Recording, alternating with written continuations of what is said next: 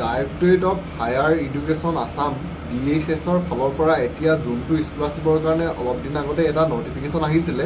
ইয়াৰ বৰ্তমান online apply আৰম্ভ হৈ গৈছে আৰু ইয়াৰ কাৰণে আপোনালোকে 8 নৱেম্বৰৰ পৰা 20 নৱেম্বৰলৈকে এপ্লাই কৰিব পাৰিব আৰু আজি এইটো ভিডিঅ'ত মই আপোনালোকক দেখুৱাম ডাইৰেক্টৰেট অফ হায়াৰ এডুকেশ্যন আছামৰ ফালৰ পৰা অহা এই স্কলাৰশ্বিপটো আপোনালোকে অনলাইন ৰেজিষ্ট্ৰেশ্যন কৰি পানি কেনেকৈ এপ্লাই কৰিব লাগিব তাৰ বিষয়ে আজি এইটো ভিডিঅ'ত মই আপোনালোকক দেখুৱাম তো বন্ধু বান্ধৱীসকল মোৰ নাম কৌস্তৱ শইকীয়া আৰু আপোনালোক সকলোকে স্বাগতম জনাইছোঁ SK জ্ঞান আছামৰ নতুন এটা ভিডিঅ'লৈ তো ইয়াৰ কাৰণে প্ৰথম আপোনালোকে নিজৰ মোবাইলতে ব্ৰাউজাৰ এটা খুলি লওক আৰু ব্ৰাউজাৰ এটা খুলি প্ৰথম আপোনালোকে DHS আছামৰ যোনটো অফিচিয়েল ৱেবছাইট আছে সেই অফিচিয়েল ৱেবছাইটটোলৈ যাব ডাইৰেক্টৰেট অফ হায়াৰ এডুকেশ্যন আছামৰ ফালৰ পৰা অহা স্কলাৰশ্বিপৰ এপ্লিকেশ্যন ফৰ্মখনত প্ৰথম আপোনালোকে ইয়াত দিব লাগিব ফাৰ্ষ্ট নেমত আপোনাৰ নিজৰ নামৰ ফাৰ্ষ্ট নেমটো দিব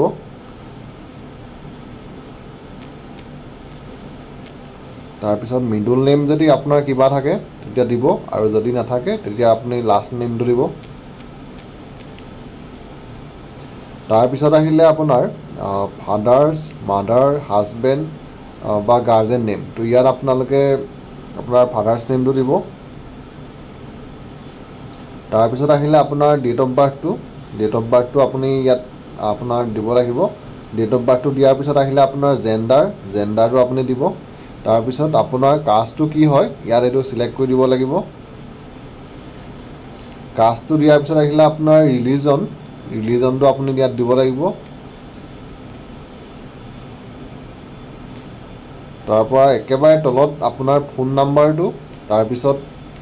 এল্টাৰনেট যোনটো ফোন নাম্বাৰ হয় এইটো অপশ্যনেল এইটো আপুনি নিদিলেও হ'ব তাৰপিছত আপোনাৰ ইমেইল আইডিটো দিব লাগিব আৰু এল্টাৰনেট যোনটো ইমেইল আইডি এইটো আপোনালোকৰ অপশ্যনেল তাৰপিছত পাৰ্মানেণ্ট যোনটো এড্ৰেছ হয় ইয়াত পাৰ্মানেণ্ট এড্ৰেছত আপুনি আপোনাৰ নিজৰ গাঁওখনৰ নাম তাৰপিছত আপোনাৰ ডাকঘৰ পিনক'ড আৰু ডিষ্ট্ৰিক্টৰ নাম এইকেইটা আপুনি দিব লাগিব তাৰপিছত পিনক'ডত আপোনাৰ যোনটো পিনক'ড হয় পিনক'ডটো দিব তাৰপিছত আপোনাৰ ডিষ্ট্ৰিক্টৰ নামটো ইয়াত দিব লাগিব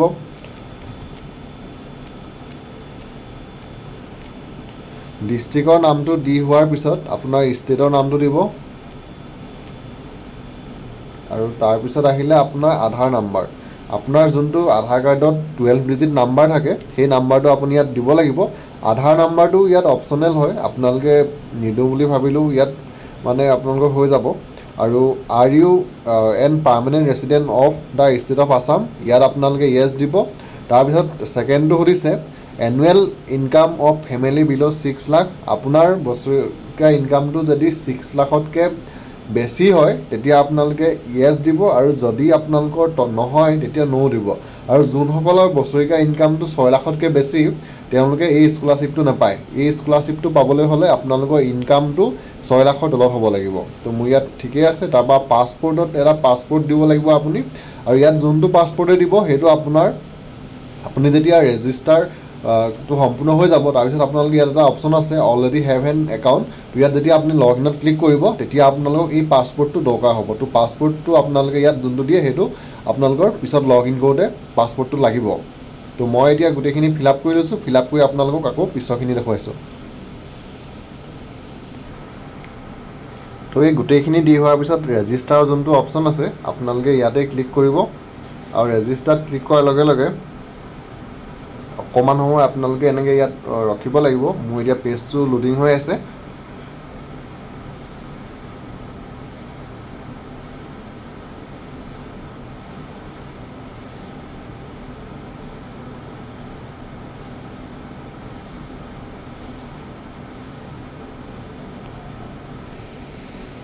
আপোনাৰ যেতিয়া ৰেজিষ্টাৰ গোটেই ফৰ্মখন আপুনি ফিল আপ কৰি তলত ৰেজিষ্টাৰত ক্লিক কৰিব তাৰপিছত 20 ছেকেণ্ডমান সময় আপোনালোকে ৰখিব লাগিব আৰু 20 ছেকেণ্ডমান সময় ৰখাৰ পিছত পিছৰ পেজটো আপোনালোকৰ সন্মুখত এনেদৰে আহিব কম্বাইণ্ড মেৰিট স্কলাৰশ্বিপ 2025 এণ্ড 26 ইয়াত আহিলে প্ৰথম পাৰ্চনেল ডিটেইলছ যোনখিনি এতিয়া মোৰ ফিল আপ কৰা হৈ গ'ল তাৰপিছত আহিলে বেংক ডিটেইলছ তাৰপিছত আহিলে একাডেমিক ডিটেইলছ তাৰপিছত আহিলে ডকুমেণ্টছ আপলোড তো ইয়াত 4টা ষ্টেজ আছে মেইন প্ৰথম পাৰ্চনেল ডিটেইলছ যোনটো হয় সেইটো আমি এতিয়া অলপ আগতে কমপ্লিট কৰিলোঁ ইয়াত নাম তাৰপৰা মোবাইল নাম্বাৰ গোটেই যোনখিনি ডিটেইলছ লাগে সেই ডিটেইলছখিনি আমি এতিয়া দিলোঁ এতিয়া আমি ছেকেণ্ড যোনটো আমাৰ আছে আমি এতিয়া ছেকেণ্ডটোলৈ যাব লাগিব তো এতিয়া আমি ড্যাশবোৰ্ডলৈ যাম প্ৰথম এতিয়া আমাৰ পাৰ্চনেল যোনখিনি ডিটেইলছ হয় সেইখিনি ইয়াত ছাবমিট হৈ গৈছে। তো পাৰ্চনেল ডিটেইলছখিনি আকৌ আমি একো কৰিব নালাগে। ইয়াত ছেভ এণ্ড আপডেটৰ যোনটো অপশ্যন আছে মই ইয়াতে ক্লিক কৰিম, যিহেতু পাৰ্চনেল ডিটেইলছখিনি মোৰ হৈ গ'ল। তো এড্ৰেছটো ইয়াত থাকি গৈছিলে, যিহেতু মই এড্ৰেছটো আগত দিছিলোঁ, আকৌ এবাৰ ইয়াত খুলি দিয়াৰ কাৰণে এতিয়া আকৌ দিবলৈ আহিছে। তো ইয়াত মই এইকাৰণে ইয়াত যোনটো টিক মাৰ্কৰ অপশ্যন আছে ইয়াতে টিক কৰিম, টিক কৰি ছেভ এণ্ড আপডেটত ক্লিক কৰিম। আৰু ছেভ এণ্ড আপডেটত ক্লিক কৰাৰ লগে লগে your personal details has been successfully update বুলি আপোনালোকৰ সন্মুখত এনেদৰে আহিব। ইয়াত অ'কেত ক্লিক কৰিব, আৰু অ'কেত ক্লিক কৰাৰ লগে লগে এতিয়া আমি আকৌ ছেকেণ্ড যোনটো আছে আমি তালৈ যাব লাগিব। তো ছেভ এণ্ড আপডেটত ক্লিক কৰিম। ছেভ এণ্ড আপডেটত ক্লিক কৰাৰ লগে লগে এতিয়া আকৌ আমি আমাৰ যোনখন ডাছবৰ্ড আছে এতিয়া আকৌ ডাছবৰ্ডলৈ যাব লাগিব।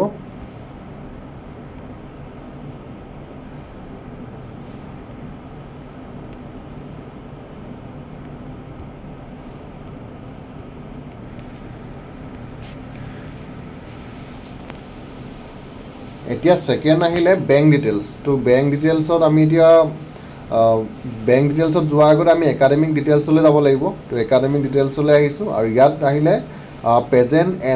Enrol institution roll number. তো আপোনাৰ এতিয়া কলেজত আপোনাৰ যোনটো ৰোল নাম্বাৰ হয় সেই ৰোল নাম্বাৰটো আপুনি ইয়াত দিব লাগিব। তাৰপৰা ৰোল নাম্বাৰটো দিয়াৰ পিছত আপোনালোকৰ সুধিছে ইয়াত বৰ্ড, কলেজ, ইউনিভাৰ্চিটি। যিহেতু আপোনালোকৰ হায়াৰ ছেকেণ্ডেৰী পাছ কৰি যোনসকলে BA পঢ়ি আছে আৰু যোনসকলে BA পাছ কৰি পানি MA পঢ়ি আছে তেওঁলোকৰ কাৰণেহে এই স্কলাৰশ্বিপটো। সেইকাৰণে মই এতিয়া BA পঢ়ি থকা ষ্টুডেণ্ট এজনক কৰিছোঁ, তেওঁৰ সেইকাৰণে ইয়াত মই কলেজ দিছোঁ। তাৰপিছত সুধিছে name of the institute university where pass presently enrol. তো প্ৰেজেণ্টলি এনৰল হৈ থকা আপোনালোকৰ কলেজ এখনৰ ইয়াত নাম দিব লাগিব। তো মই কলেজ এখনৰ নাম ইয়াত দি দিছোঁ। তাৰপিছত কলেজখনৰ যোনটো পিনক'ড হয় সেই পিনক'ডটো ইয়াত বিচাৰিছে। মই এতিয়া কলেজখনৰ পিনক'ডটো দিছোঁ। পিনক'ডটো দিয়াৰ পিছত আহিলে তাৰপিছত ইয়াৰ তলতে এটা অপশ্যন আছে, ইয়াত সুধিছে ফাৰ্ষ্ট ছেমিষ্টাৰ, ছেকেণ্ড ছেমিষ্টাৰ। মই ইয়াত ফাৰ্ষ্ট ছেমিষ্টাৰ দিম। তাৰপিছত আহিছে ইয়াত কোৰ্চটো সুধিছে BA LLB BCom। তো যোনটো কোৰ্চেই হয় আপুনি সেইটো ইয়াত দিব লাগিব। ইয়াত আপোনালোকৰ বহুতকেইটা কোৰ্চ আছে, ইয়াৰ আপোনাৰ যোনটোৱে হয় সেইটো আপুনি চাই দিব। তো মই যিহেতু BA কৰি আছোঁ মই BA দিম। তাৰপিছত ষ্ট্ৰীমটো এতিয়া মই দিম আৰ্টছ। ষ্ট্ৰীমটো ইয়াত দিম এতিয়া মই আৰ্টছ। তাৰপিছত আহিলে ডিপাৰ্টমেণ্ট, স্কুল, ইনষ্টিটিউশ্যন। তো ডিপাৰ্টমেণ্ট আপোনাৰ কোনটো ডিপাৰ্টমেণ্টত আপুনি পঢ়ি আছে বা ইয়াত ইনষ্টিটিউশ্যনৰ যোনটো নেম হয় সেই নেমটো দিলেও হ'ব। তো মই ইয়াত ইনষ্টিটিউশ্যনৰ যোনটো নাম হয় মই কলেজৰ নামটোকে ইয়াত দিছোঁ। তাৰপিছত ইয়াত আপুনি দিব লাগিব ডিউৰেশ্যন অফ দ্য কোৰ্চ। এইটো আজিকালি যিহেতু BAটো 4 বছৰ কৰিলে, তো ইয়াত মই এতিয়া 4 years দিম। তাৰপিছত ইয়াত আহিলে লাষ্ট কোৱালিফাই এক্সাম। তো ইয়াত লাষ্ট কোৱালিফাই এক্সামটো মই এতিয়া ইয়াত HS দিম। তাৰপিছত আহিলে ডেট অফ এডমিশ্যন। তো এতিয়া BA আপোনালোকৰ এডমিশ্যন কোনটো মাহত হৈছিলে সেই মাহটো আপোনালোকে ইয়াত দিব লাগিব। মই ইয়াত দিছোঁ জুন মাহ। তো আপোনালোকৰ কলেজৰ এডমিশ্যন ৰিচিপ্টত যোনটো ডেট আছে আপোনালোকে সেই ডেটটোকে চাই ইয়াত দিব। তো মই ইয়াত দিছোঁ জুন মাহৰ মই ইয়াত ডেটটো দিছোঁ জুন মাহ। তাৰপিছত জুন মাহৰ 12 তাৰিখ দিছোঁ। ইয়াৰ তাৰিখটো আপোনালোকে এডমিশ্যন ৰিচিপ্টটোত পাই যাব। তাৰপিছত আহিলে percentage in last qualify exam. যিহেতু এই স্কলাৰশ্বিপটোৰ কাৰণে পাৰ্চেণ্টেজটো আপোনালোকৰ ধৰিয়ে দিছে 60% হ'ব লাগিব। তো সেইকাৰণে মই ইয়াত আপোনালোকে ইয়াত আপোনাৰ যোনটো পাৰ্চেণ্টেজ আছিলে সেই পাৰ্চেণ্টেজটো দিব। তাৰপৰা university institution of last qualify exam. তো আপোনালোকৰ ক'ৰ পৰা আপোনালোকে পাছ কৰিছিলে সেই পাছ কৰা আপুনি স্কুলখনৰ ইয়াত নাম দিব লাগিব। তো মই এতিয়া হায়াৰ ছেকেণ্ডেৰী পঢ়ি অহা স্কুলখনৰ নাম ইয়াত মই দি দিছোঁ। আৰু আপোনালোকেও ইয়াত হায়াৰ ছেকেণ্ডেৰী পঢ়া যোনখন স্কুলৰ পৰা পাছ কৰিছিলে সেই স্কুলখনৰ নামটো দিব। তাৰপিছত আহিলে upload all examination pass commencing for HSLC। তো আপোনালোকে ইয়াত আপোনাৰ যোনখিনি পাছ কৰিছে সেই পাছ কৰা গোটেই এক্সামটোৰ আপোনালোকে নাম, তাৰপৰা ইউনিভাৰ্চিটি, পাছিং ইয়াৰ, সেই গোটেই বস্তুকেইটা আপোনালোকে দিব লাগিব। তো ইয়াত আপোনালোকে দুটা এড কৰিব লাগিব। প্ৰথম এড কৰিব লাগিব আপোনাৰ মেট্ৰিক আপুনি ক'ৰ পৰা পাছ কৰিছিলে তাত প্ৰথম মেট্ৰিকৰ আপুনি এক্সামটো দিব HSLC। তাৰপিছত মেট্ৰিকৰ ইউনিভাৰ্চিটি বৰ্ড আপোনালোকৰ HSLCটো যিহেতু ছেবাৰ আণ্ডাৰত হয় আপোনালোকে ইয়াত ছেবা বুলি দিব। আৰু তাৰপিছত কোন চনত মেট্ৰিক পাছ কৰিছিলে, মেট্ৰিক পাছ কৰা চনটো, তাৰপিছত ক্লাছ ডিভিজন, আপোনাৰ মেট্ৰিকত ডিভিজনটো কি আছিলে সেইটো দিব লাগিব। তাৰপিছত মেট্ৰিকত কিমান আপোনালোকে আপুনি নাম্বাৰটো পাইছিলে মাৰ্ক অফ 10ত টোটেল কিমান নম্বৰ পাইছিলে সেইটো দিব তাৰপৰা টোটেল মাৰ্কত আপোনালোকৰ টোটেল কিমান মাৰ্ক হৈছিলে সেই মাৰ্কটো দিব লাগিব পাৰ্চেণ্টেজটো ইয়াত তাৰপিছত দিব লাগিব তাৰপিছত আপোনাৰ যোনটো মেট্ৰিকৰ হয় সেইটো ইয়াত হৈ যাব তাৰপিছত এড মোৰত ক্লিক কৰি আপোনালোকে ছেকেণ্ড এড কৰিব লাগিব আপোনাৰ হায়াৰ ছেকেণ্ডেৰীটো ঠিক একেদৰে প্ৰথম আপুনি হায়াৰ ছেকেণ্ডেৰী ইয়াত HS দিব তাৰপিছত ইউনিভাৰ্চিটিখনৰ নাম দিব হায়াৰ ছেকেণ্ডেৰীটো যিহেতু আছাম হায়াৰ ছেকেণ্ডেৰী এডুকেশ্যন কাউন্সিলৰ ফালৰ পৰা হায়াৰ ছেকেণ্ডেৰী আণ্ডাৰত হয় তো সেইটো দিব তাৰপৰা কোন চনত হায়াৰ ছেকেণ্ডেৰী পাছ কৰিছিলে তাৰপিছত ডিভিজন কি আছিলে তাৰপিছত মাৰ্ক কিমান পাইছিলে টোটেল মাৰ্ক কিমান পাইছিলে পাৰ্চেণ্টেজ আপোনাৰ কিমান হ'ল সেই গোটেইখিনি ইয়াত দি দিব আৰু সেই গোটেইখিনি দি হোৱাৰ পিছত আপুনি ছেভ এণ্ড আপডেটৰ যোনটো অপশ্যন আছে ইয়াতে ক্লিক কৰিব আৰু ইয়াতে ক্লিক কৰাৰ লগে লগে আপোনাৰ যোনটো একাডেমিক ডিটেইলছ হয় সেই একাডেমিক ডিটেইলছটো ইয়াত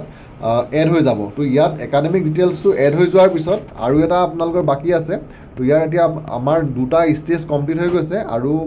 আমাৰ দুটা ষ্টেজ আৰু আমি কমপ্লিট কৰিব লাগিব এতিয়া আমাৰ কমপ্লিট হ'ল পাৰ্চনেল ডিটেইলছ লগতে একাডেমিক ডিটেইলছ এতিয়া আহিছোঁ বেংক ডিটেইলছলৈ তো বেংক ডিটেইলছত আপোনালোকে ক্লিক কৰাৰ লগে লগে এনেদৰে আপোনালোকৰ সন্মুখত নতুন পেজ এটা আহি যাব তো ইয়াত আপোনালোকে বেংক নেমত আপোনাৰ যোনটো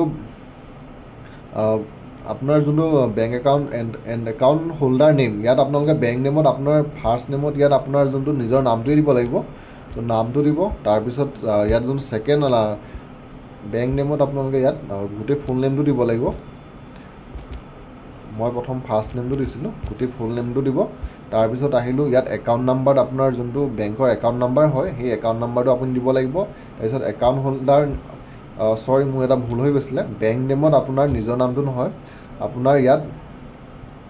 আপোনাৰ যোনটো বেংকৰ নাম হয় সেই বেংকৰ নামটো দিব তো ইয়াত আপুনি বেংকৰ নামটো দিব তাৰপিছত একাউণ্ট হোল্ডাৰ নেমত আপোনাৰ নিজৰ নামটো দিব তাৰপিছত IFSC কোডত আপোনাৰ যোনটো বেংকৰ IFSC কোড হয় সেই IFSC কোডটো দিব লাগিব তাৰপিছত একাউণ্ট নাম্বাৰ ইয়াত আপোনাৰ যোনটো বেংকৰ একাউণ্ট নাম্বাৰ হয় সেই একাউণ্ট নাম্বাৰটো দিব লাগিব তাৰপৰা ব্ৰাঞ্চ নেমত আপোনাৰ বেংকটো কোনটো ব্ৰাঞ্চত আছে আপোনাৰ ঘৰৰ ওচৰৰ যোনটোৱে ব্ৰাঞ্চ হয় সেই ব্ৰাঞ্চটো আপুনি নাম দিব লাগিব তাৰপৰা আপোনাৰ যোনটো পেন কাৰ্ডৰ নাম্বাৰ হয় সেই নাম্বাৰটো আপোনালোকে ইয়াত দিব লাগিব আৰু সেই গোটেইকেইটা দি হোৱাৰ পিছত ইয়াত যোনটো ছেভ এণ্ড আপডেটৰ অপশ্যন আছে আপুনি ইয়াতে ক্লিক কৰিব আৰু ইয়াতে ক্লিক কৰাৰ লগে লগে আপোনাৰ বেংক একাউণ্টৰ ডিটেইলছটো ইয়াত ছাকচেছফুলি এড হৈ যাব তো আমাৰ ইয়াত 3টা ষ্টেজ কমপ্লিট হৈ গ'ল এতিয়া লাষ্টলৈ আহিছোঁ 4 নম্বৰটো ডকুমেণ্টছ আপলোড ডকুমেণ্টছ কি আপলোড কৰিব লাগিব ডকুমেণ্টছ আপোনালোকৰ ইয়াত আপলোড কৰিব লাগিব ইয়াত প্ৰথম আপোনালোকে এড কৰিব লাগিব আপোনাৰ ফটোগ্ৰাফ তো ফটোগ্ৰাফখন আপুনি ফটোটো এড কৰিব লাগিব ইয়াত তাৰপিছত ছেকেণ্ড এড কৰিব লাগিব আপোনালোকে certificate for the retire of head of the institute আপুনি যোনখন স্কুলৰ পৰা হায়াৰ ছেকেণ্ডেৰীটো পাছ কৰি আহিছিলে তাৰ এখন আপোনালোকৰ কপি লাগিব সেই কপিটো আপোনালোকে দিব লাগিব ইয়াত দি দিছে তাৰপিছত 3 নম্বৰতে আহিলোঁ 3 নম্বৰতে আপোনালোকৰ দিব লাগিব আপোনাৰ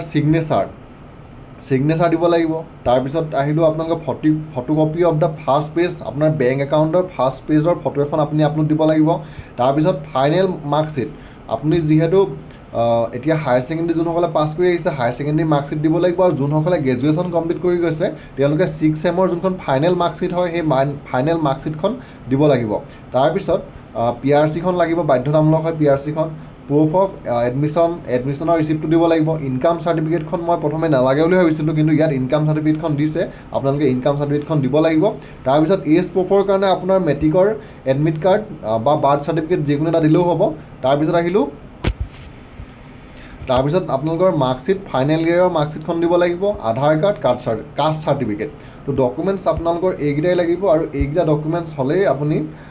ডাইৰেক্টৰেট অফ হায়াৰ এডুকেশ্যন আছামৰ ফালৰ পৰা অহা এই স্কলাৰশ্বিপটোৰ কাৰণে আপুনি এপ্লাই কৰিব পাৰিব তো এইকেইটা কৰাৰ পিছতে আপোনাৰ যোনটো